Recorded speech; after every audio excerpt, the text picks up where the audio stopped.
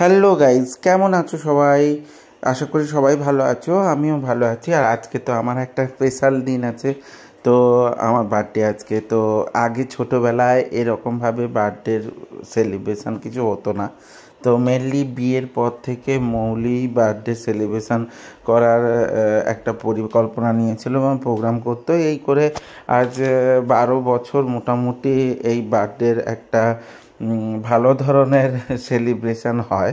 তো আমাদের বাড়িতে মৌলি মিলি চালু করেছে রাত্রি 12টার সময় একটা কেক কাটা এবং পরের দিন আর একটা কেক কাটা। তো প্রচুর ধরনের একটা খাওয়া দাওয়ার অ্যারেঞ্জমেন্ট করে, তবে বার্থডের দিনই হয়। সেই ব্লগটা পরেই আসবে। তো রাত্রিবেলা 12টার সময় কেক কাটিংয়ের জন্য একটা কেক কিনে নিয়ে এসেছিলো। তো আমার ছেলে আর মৌলি মিলে মেনলি সব কিছু অ্যারেঞ্জমেন্ট করেছে। তো তারপর বেলুন টেলুন ফোলানোর পর আমাকে বসিয়ে দিয়েছিল, কিন্তু কি অসম্ভব গরম ছিল। দেখো ঘাম ঝরে পড়ছে, চোখের উপর পড়ে যাচ্ছিলো। তো আমি একটু মুছে নিয়েছিলাম। তো মৌলি বলছে কিন্তু ভিডিওটাকে খারাপ করে দিলে কি করা যাবে বলো তো।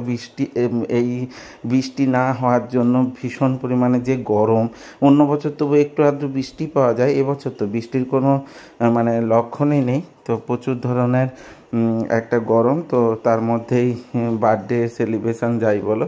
তো আমি কেক কেটে দিয়েছিলাম। তো কেটে দেওয়ার পর পাপাইকে একটু খাইয়ে দিলাম। তারপর মৌলিকে খাওয়ানোর জন্য যখন বললাম, তো ওপাশ থেকে ক্লিপের মধ্যে আসছিল না বলে বললাম এই পাশে আসো।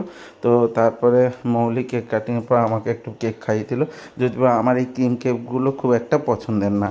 তো ক্রিম কেকগুলো বলে আমি একটুখানি খেয়েছি। তো পাপাইও একটুখানি খাইয়ে দিয়েছে। তো ছোটোবেলা থেকে যে বার্থডেটা হতো না সেটা একটু হচ্ছে, এটা তো খুব আনন্দের একটা ব্যাপার।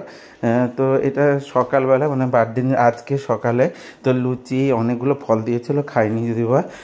ঘুগনি মিষ্টি এগুলো হয়েছিল, তো খুব ভালোই লাগছিল। তো কেমন লাগলো বলো ভিডিওটা? যদি ভালো লেগে থাকে তার লাইক কমেন্ট শেয়ার করে দিও। এইভাবে সাথে থেকো, সঙ্গে থেকো, জুড়ে থেকো। টাটা।